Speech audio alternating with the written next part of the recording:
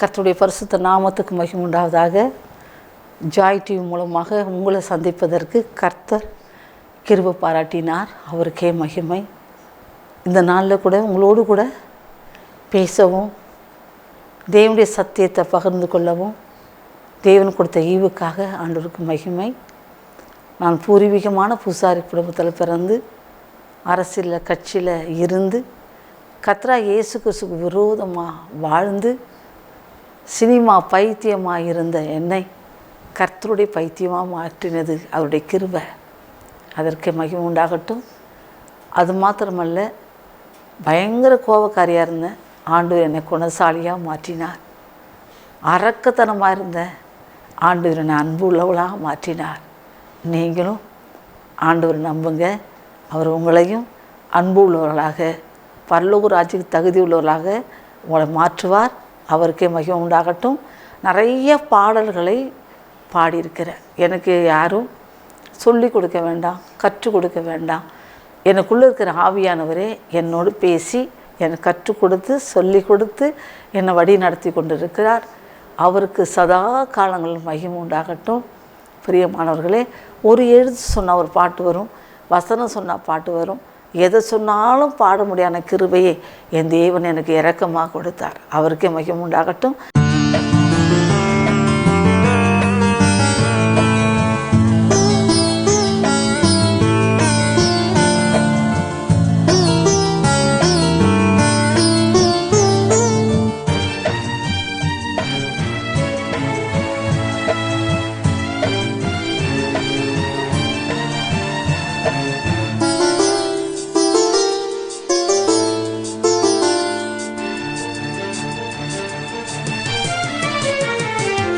இறங்குமப்பா, மனம் இறங்குமப்பா, மகிமையின் பிதாவே மனம் இறங்குமப்பா.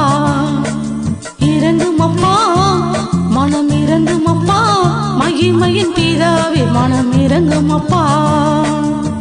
நீங்க இறங்கினால் போதுமப்பா, உங்க இரக்கம்தான் வேணுமப்பா. நீங்க இறங்கினால் போதுமப்பா,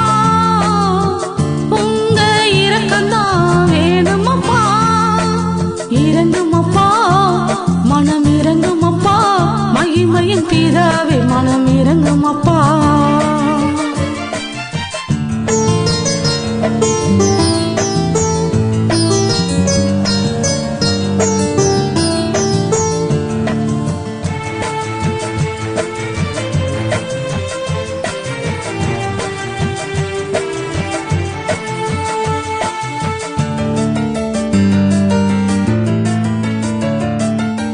அவர்தாமே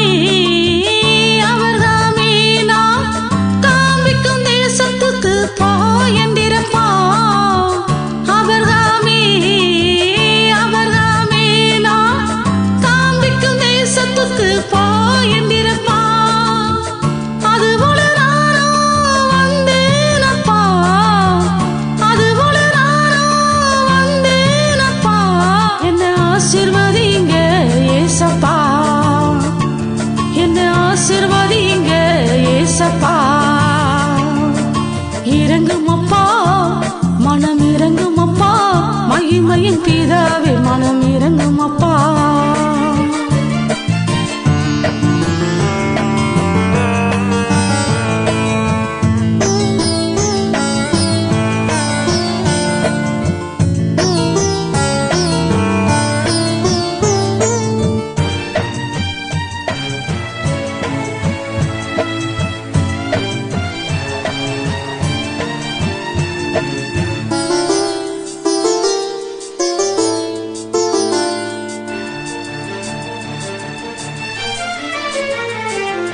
யாக்கோபனே நேசித்தீரே, 12 கோத்திரத்தை ஆசீர்வதித்தீரே.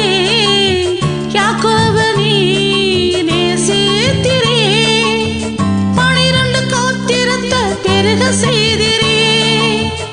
அதுபோல என்னையும் நேசியுமே, அதுபோல என்னையும் நேசியுமே. என் கோத்திரத்தை ஆசீர்வதியுமே.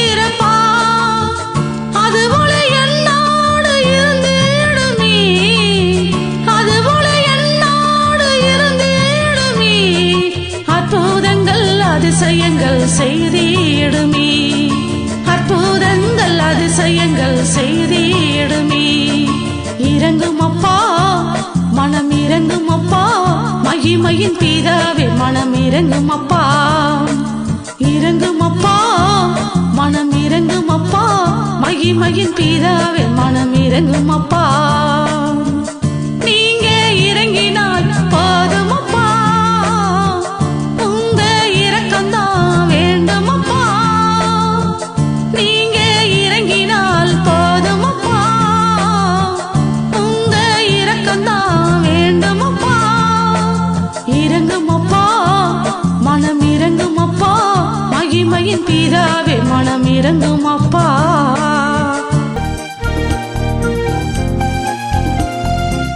ஆண்டவர் மகிமைப்படுவாராக. இந்த நாளில் உங்களோடு கூட பேசும்படியாக ஆவியானவர் என்ன ஆயத்தப்படுத்தினார், உங்களையும் ஆயத்தப்படுத்துவாராக. வாசிக்கலாமா? எபிரேயர் எழுதின புஸ்தகம் 3ஆம் அதிகாரம் 1 வசனம். இந்த வசனத்தில் உனக்கும் எனக்கும் உங்களுக்கும் எனக்கும் என்ன கற்றுக் கொடுக்க விரும்புகிறார் அப்படி என்பதை சுருக்கமாக பார்க்கலாம். இப்படி இருக்க பரம அழைப்புக்கு பங்குள்ளாகிய பரிசுத்த சகோதரரே, நாம் அறிக்கை பண்ணுகிற அப்போஸ்தலரும் பிரதான ஆசாரியமாக இருக்கிற கிறிஸ்து இயேசுவை கவனித்து பாருங்கள். என்ன அருமையான வார்த்தை தெரியுங்களா? அப்பா பார்த்தியா, உங்கள் அப்பா எப்படி இருக்கா தெரியுமா, உங்கள் தாத்தா எப்படி இருக்கா தெரியுமா, உங்கள் அம்மா எப்படி இருந்தால் தெரியுமா அப்படின்னு மனுஷர் காமித்து அறிமுகப்படுத்துவார்கள். அவங்க எப்படி இருந்தாங்க, இவங்க எப்படி இருந்தாங்க, அவங்க அப்படிலாம் வாழ்ந்தாங்க. நல்லது, ரொம்ப நல்லது. ஆனால் நீங்கள் கவனித்து பார்க்கக்கூடிய ஒருவர் இருக்கிறார், அவர் தான் இயேசு.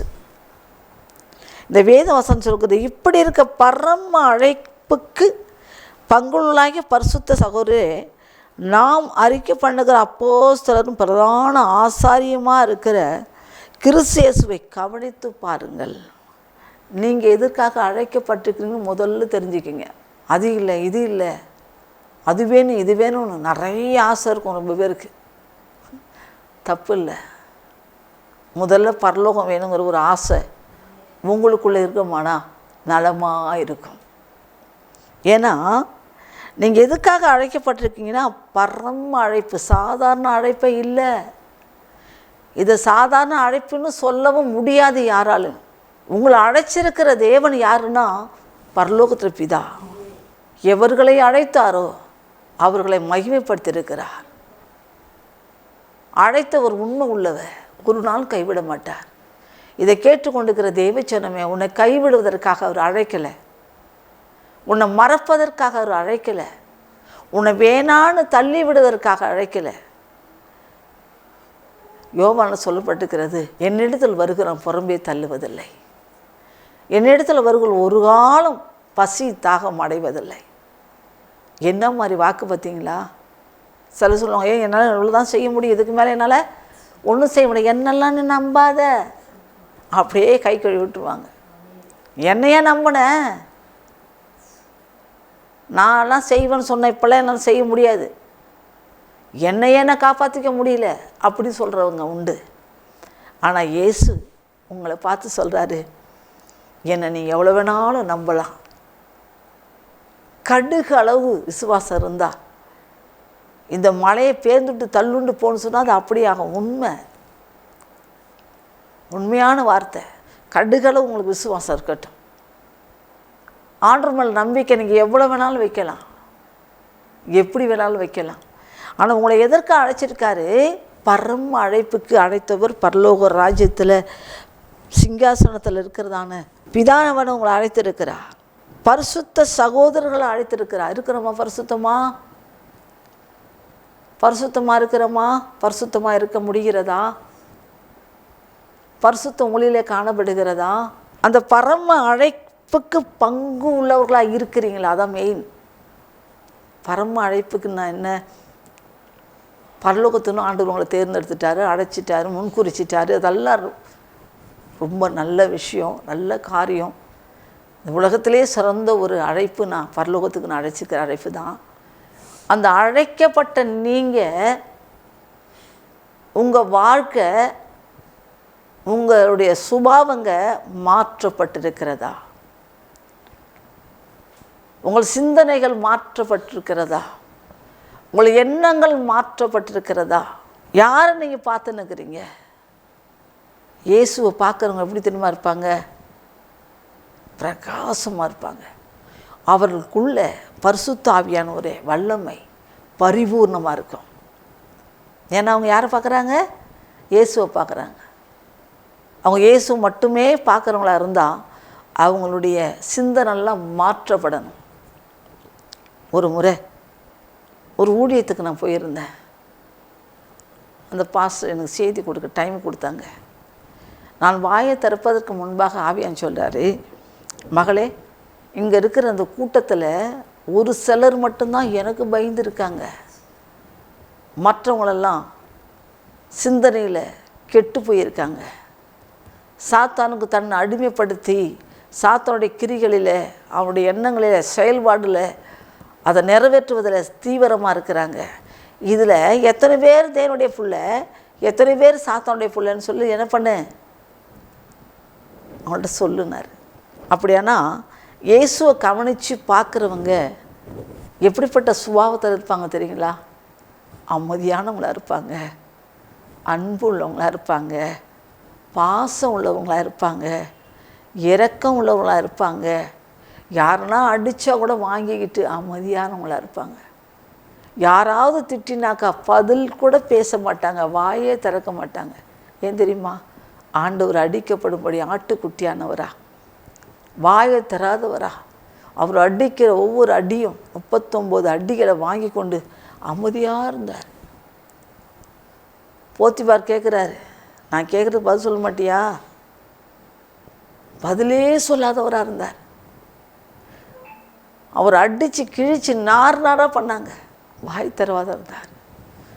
சிலுவையில் 2 கல்லர்களில் ஒருத்தன் சொல்கிறான், நீ உண்மையாகவே நீ தெய்வமாக இருந்தால் என்ன பண்ணு, சிலுவை வந்து இறங்கி வா, உன்னையும் காப்பாற்று, எங்களையும் காப்பாற்று.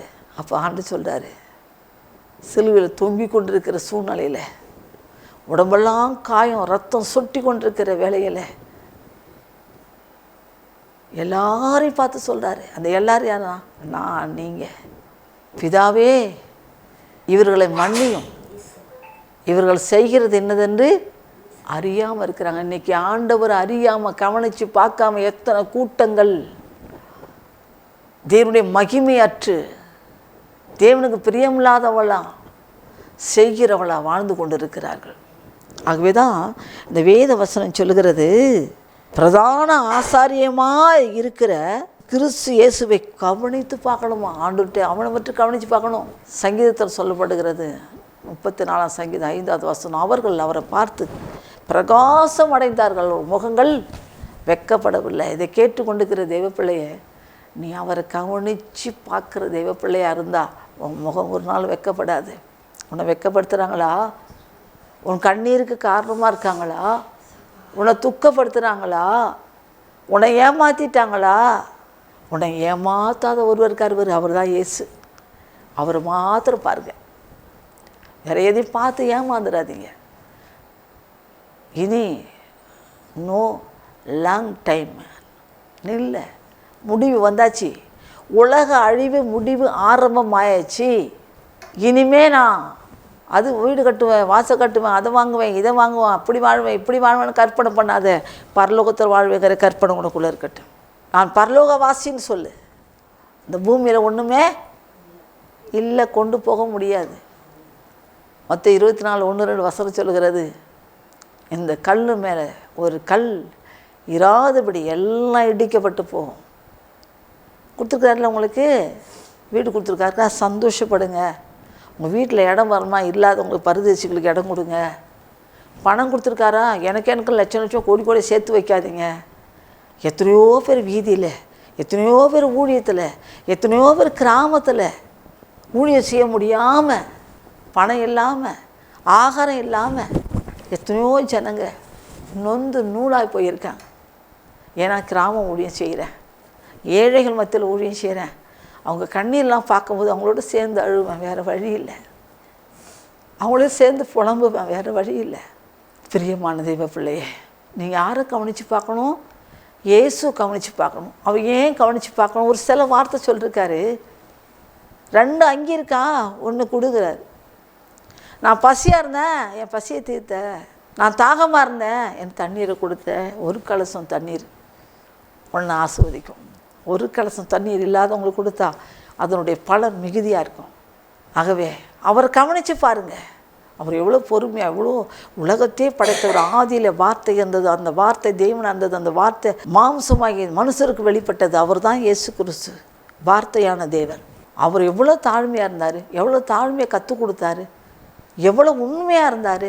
சிலுவையின் மரண பருந்தும் தன்னை தாழ்த்தினாராம். உங்களால் தாழ்த்த முடியுதா? ஏன்? உள்ளே இருக்குது விஷம், இருதயத்தில் இருக்கிறது விஷம். யாரை ஏமாற்றலாம், யார்கிட்ட பிடுங்கலாம், யாரை குற்றம் சொல்லலாம், குறை சொல்லலாம். நானே தான். எத்தனை பேர்கள் இன்றைக்கி இந்த வேதத்தை எடுத்தவங்களுக்கு வேதத்தினுடைய வசனத்தோடி வாழ முடியுதா? வாழ முடியுமா? இந்த வேத வசனம் என்ன சொல்லுதோ அதை கவனித்து பார்த்து, இயேசு கிறிஸ்துவனுக்கு என்ன சொன்னாரோ அதை கவனித்து பார்த்து அதன்படி வாழணுன்னா நீ கிறிஸ்தவனே கிடையாது, கிறிஸ்தவளே கிடையாது. I am sorry. என்னால் நீங்கள் ஆசீர்வாதமாக இருப்பீங்க, நீங்கள் உயர்த்தப்படுவீங்க, நீங்கள் பரலோகத்துக்கு சைட்டாக போயிடுவீங்க அப்படி சொல்ல முடியாது. இந்த வார்த்தை என்ன சொல்லுதோ அதை சொல்லி கொடுக்க தான் ஆவியானவர் எனக்குள்ளேருந்து செயல்படுத்தி கொண்டு இருக்கிறார். அவருக்கு மகிமை. ஆகவே யாரை கவனித்து பார்க்கணும்? இயேசு கவனித்து பாருங்கள். அவருக்கு புரோஜனமானதை செய்ய யோசிங்க. அவருடைய நாமத்தை மகிமைப்படுத்துவதற்கு நேரத்தை ஒதுக்குங்க. நேரம் உங்களுக்கு கொடுத்துருக்கிறாரு. எதுக்கு தெரியுமா? எது கொடுத்துருக்காருன்னு சிலருக்கு தெரியாது. ஃபோனுக்கும், டிவிக்கும், வெட்டி கதை பேசுகிறதுக்கும், வீணான கதை அடிக்கிறதுக்கும், இன்னும் நிறைய சொல்லலாம். இந்த ஃபோன் நம்பர் 1 பேய், உன்னை கவுத்துரும். எத்தனையோ பெண்ணுங்களுடைய வாழ்க்கை நாசமாக போயிருக்கு, எத்தனையோ ஆம்பளை பசங்களுடைய வாழ்க்கை நாசமாக போயிருக்கு, எத்தனையோ குடும்பம் கெட்டு அழிவதற்கு இந்த ஃபோனு காரணமாக இருந்திருக்கு. ஆகவே எப்படி இருக்கணும்? எப்படி வாழணும்? யாருக்கிட்ட கற்றுக்கணும்? அவங்க மனசுக்கிட்ட கேட்காதுங்க. ஒரு சின்ன சாட்சி சொல்கிறேன். நான் ஆண்டவருக்காக வந்தபோது ஊழியக்காரங்கள்லாம் ஏசப்பா போல இருப்பாங்கன்னு நம்பினேன். ஊழியக்காரங்கள்லாம் ரொம்ப நேசித்தேன், அளவில்லாமல். எனக்கு தெரியல யாரை நேசிக்கணும் யாரை நேசிக்கக்கூடாது, மரமண்டைக்கு தெரியல, என் அறிவுக்கு ஒன்றுமே தெரியல. அன்புன்னு அலைஞ்சேன், பாசம் தேடினேன். ஒரு ஆள்கிட்டையும் நான் உண்மையான அன்பை பார்க்கல, உண்மையான பாசத்தை நான் பார்க்கல. ஒரே ஒருவர் கிடைச்சார், அவர் தான் என் ஆண்டவராக இயேசு கிறிஸ்து. அப்படி அன்பு மட்டும்தான் உண்மையான அன்புன்னு தெரிஞ்சுக்கிட்டேன். அவருக்கே நான் அர்ப்பணித்து அவருக்காகவே வாழ்ந்து கொண்டு இருக்கிறேன். தேவனுக்கு மகிமை உண்டாவதாக. ஆண்டவர் பெரியவர், பெரிய காரியம் செய்கிறவர். ஆகவே நீங்கள் யாரை கவனித்து பார்க்கணுன்னா ஆண்டவர் மட்டும் கவனித்து பாருங்கள். யாரோட பேசணும் அவரோட பேச நேரத்தை கொடுங்க. அவரோடு கூட வாழ்க்கை நடத்த கற்றுக்கொள்ளுங்க. உங்கள் வாழ்க்கையில் ஒரு குறை இருக்காது, நிறைந்த சமாதானம் இருக்கும், குற்ற மனசாட்சி ஒன்று இருக்காது. பரலோகம் நிச்சயத்தை உங்கள் இருதயம் பூர்ணப்படுத்தும். ஆகவே இந்த வேத வசனத்தைப்படி எபிரேயர் 3ஆம் அதிகாரம் 1 வசனத்தைப்படி நீங்கள் எதுக்கு அழைக்கப்பட்டிருக்கங்கிறத யோசித்து பாருங்கள். பரம அழைப்புக்கு பங்கு உள்ளவர் நீங்கள். யாரை கவனித்து பார்க்கணும்? இயேசு மாத்திரம் கவனித்து பாருங்கள். கர்த்தர் உங்களை ஆஸ்வதிப்பாராக. கர்த்தர் நாம் மகிமைப்படுவதாக. உங்களை எல்லா விதத்துலேயும் ஆவிக்குரிய சிறந்த விதத்தில் நிலைநிறுத்துவாராக. உங்களுக்கு நான் செபிக்கிறேன். நன்றி தகப்பனே, நன்றி ஆண்டவரே. எத்தனை வருஷம் ஏக்கங்கள், எத்தனை வருஷம் பாரங்கள், எத்தனை வயசு வரை தவிப்புகள், இதெல்லாம் இந்த வசனத்தை கேட்டுக்கொண்டிருக்கிற பிள்ளைகளுக்கு கர்த்தர் தம்முடைய வழியை திறந்து காமிப்பாராக. நீ இருக்கிறீர் என்பதை அவர்களுக்கு நினைவு கூற செய்வீராக. உம்மை கவனித்து பார்க்கட்டும் ஆண்டவரே. உம்மை நோக்கி பார்த்த முகங்கள் வெட்கப்படவில்லை ஆண்டவரே. சிங்கக்குட்டி தாழ்ச்சி அடைந்து பட்டினி ஆயிருக்கும். கர்த்தரை தேடுகிறவர்களுக்கோ ஒரு நன்மையும் குறைபடாது என்பதை அறிந்திருக்கிறோமே. என் தகப்பன் நீங்கள் இருக்கிறீங்க. அதிசயங்கள் அற்புதங்களை செய்யுங்கப்பா. இந்த குடும்பத்தை ஆசுவதிங்க. கேட்கிற ஒவ்வொரு வார்த்தையும் அவர்களுக்குள்ளே கிரியை செய்யட்டும், ஊடுருவி பாயட்டும், உணர்வு உண்டாகட்டும், உண்மை அறிகிற அறிவு உண்டாகட்டும், உண்மை தேடுகிற இருதயமாக மாறட்டும். எல்லா பாடும் விபத்தரும் வேதனை துக்கம் எல்லாம் மாறட்டும். கண்ணீரை துடைப்பது ஆண்டவரே. வெளிப்படுத்தல் 21:4 கண்ணீர் யாவின் தேவன் துடைப்பார். என்னை துக்கம் இல்லை, அலறுதல் இல்லை, எல்லாம் முடிந்தது, எல்லாம் ஜெயமாக மாறினது. பிறகு இந்த வசந்து கேட்ட ஊர் எல்லாம் ஜெயமாக மாறட்டும். உங்கள் வருகைக்கு ஆயத்தப்படட்டும். ஆண்டவரே, பிழை இல்லாமல் குற்றம் இல்லாதவர்களா கர்த்தர் வழி நடத்துங்க. இந்த ஜெபத்தை கேட்டதுக்காக நன்றி. இயேசு நாம் ஜெபிக்கிற அன்பு பிதாவே, ஆமென்.